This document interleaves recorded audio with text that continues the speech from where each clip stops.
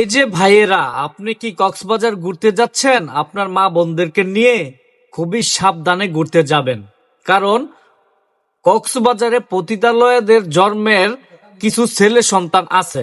তারা কি করে, আপনি আপনার মা বোনদেরকে নিয়ে সমুদ্র সৈকতে গোসল করতে যাবেন, আর তারা কি করে, ওই গোসলটা ভিডিও করে ইউটিউব চ্যানেলে আপলোড করে।